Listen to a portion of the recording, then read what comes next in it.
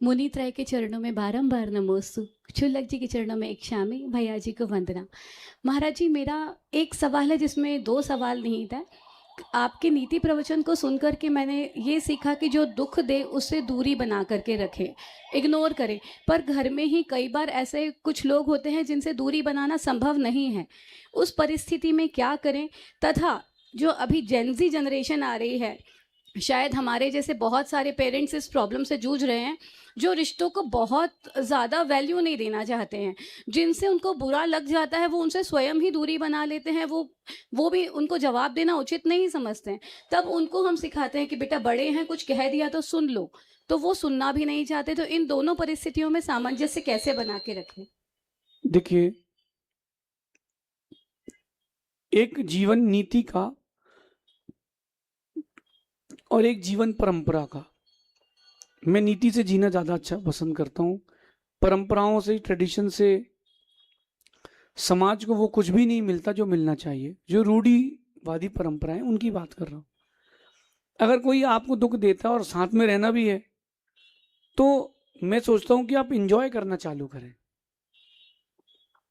जो सामने वाला आपको दुखी करना चाहता है, चाहता है कि आप दुखी रहो, परेशान करता है, उसके सामने ज़्यादा खुश रहो।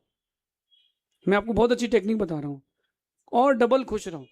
जैसे आपने भोजन बनाया और उसने जान के नहीं खाया, तो आपने कहा ये भोजन, नहीं नहीं आज हमारी इच्छा नहीं है, ठीक है, उठाओ और गाय को खिला दो। किसी को तो पेट भरेगा, बस। और मुस्कुरा के अपने काम में लग जाओ। वो चाहता है कि आप दुखी हो, बिल्कुल दुखी मत हो। अगर ऐसी परिस्थिति है कि दीवार को तोड़ भी नहीं सकते और दीवार को छोड़ भी नहीं सकते, तो दीवार पर टिक करके अच्छा मुस्कुराओ कि तुम हो या ना हो, हमें कोई फर्क नहीं पड़ता, हम अपने में खुश हैं। ऐसा करने से वो थोड़ा तो आपको परेशान करने से बचेगा, एक उपाय। दूसरा उपाय ये है, उसी चीज का कंडीशन अपने हिसाब से आप लगा लेना। दूसरा उपाय ये है कि जो दुखी करना चाहता है उसके सामने दुखी हो जाओ। वो जैसे में वो खुश हो जाए वो काम करना अपने को। तो अगर वो कोई चाहता है कि आप दुखी हो, तो मैं क्या करता हूँ, कई बार और दुखी प्रेजेंट करता हूँ। कोई बोले आप ठीक हो, पता है कि ये परेशान करने वाला है, क्या बताएं, कमर में दर्द है और अब कल ऐसा हो गया और परसों वैसा हो गया। तो सामने वाला खुश हो जाता है। वो सोचता है रहने दो बेचारा दुखी है, छोड़, अब और दुखी नहीं करते यार। तो जैसा आदमी हो वैसा उपाय ढूंढ लें। जेनजीज के लिए मेरा कहना है कि जिस प्रकार का वो जीवन सोच रहे हैं, जीवन वैसा है नहीं। वो सोचते हैं कि भाई हमने जो सोच लिया वो सब सही है। थोड़ा सा उनको मेहनत करने दो।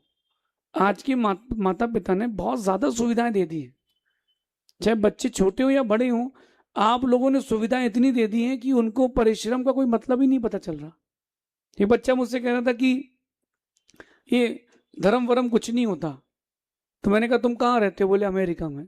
मैं तुम्हारा खर्चा कौन उठाता? बोले पिताजी। मैंने कहा पिताजी से खर्चा बंद कर दो इसका उठाना।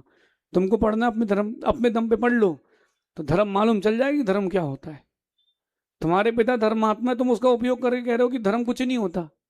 ऐसा नहीं है। थोड़ा सा मैनेजमेंट करें। बच्चों को समझाएं कि बेटा आप सिर्फ प्रेजेंट को देख रहे हो, थोड़ा सा फ्यूचरिस्टिक बनो। किसी ने कुछ कह दिया तो ठीक है, आप उससे कुछ कहो मत। इतनी दूरी भी मत बना लो कि दूरियां ज़्यादा बिगड़ जाएं तो नज़दीकियां कम हो जाएं। थोड़ा सा मैनेजमेंट की ज़रूरत है, ऐसा समझ।